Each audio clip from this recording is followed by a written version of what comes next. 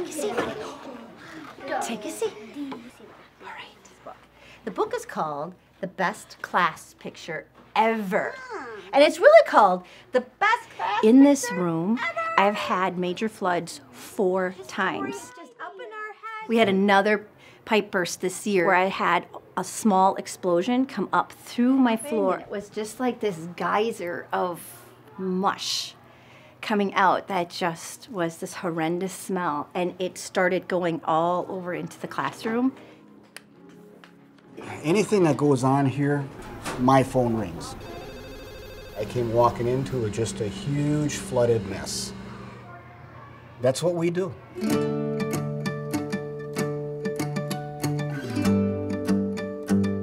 If you take a look at this actually is the access to the roof.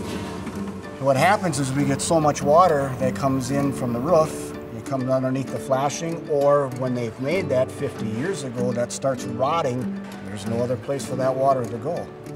I come walking in, and this whole place was underwater. In a hard rainstorm, you'll see barrels in our hallways often to collect the water, which is something that happens. We just have to, kids get used to walking around it. It's not something we want to do. It's one of those things that happen when you have a school that's 50 years old. Every ceiling tile that you see down this hallway has been replaced 3 times. I just replaced some of these ceiling tiles last week. Actually, the kids are pretty good. They'll notify me, Mr. Keith, she said the ceiling tile's gonna fall. So, okay, Mr. Keith goes and fixes the ceiling tile. We take pride in our building. It needs to look good, it needs to function well. Our custodial staff has done a tremendous job, but there are a lot of things that need to be done over 50 years. So is that the same roof drain? That's the same roof drain. Every time it rains, this leaks. We've had to reduce the amount of money that we've been spending on maintenance just to make our budget meet, so we've only been able to do the bare minimum. Over here we have some issues that we've been trying to address. Look how dry that is. What is that material That's right there? plaster. There you go, it's exactly what we're talking about.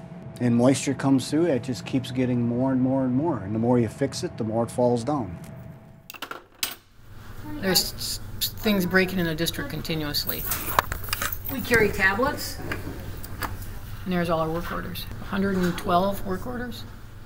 The concern with building maintenance is across the district. Every one of our buildings has significant needs. Directly above me here, you can see one of the cast iron pipes. One of the things that comes up repeatedly with our piping is that we just don't know where things are breaking down. The school district has done so well at just making do with the funds that we have and addressing the most top priority items. But the things that are very expensive and sometimes get put off, like lighting or HVAC systems, those aren't evident to anybody coming in. They don't really notice that that's not up to speed.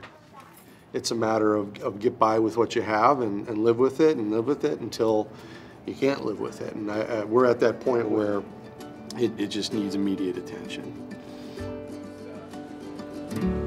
Yep, I gotta pull out tables right now. What I'm talking about, they're broke. They need to be fixed.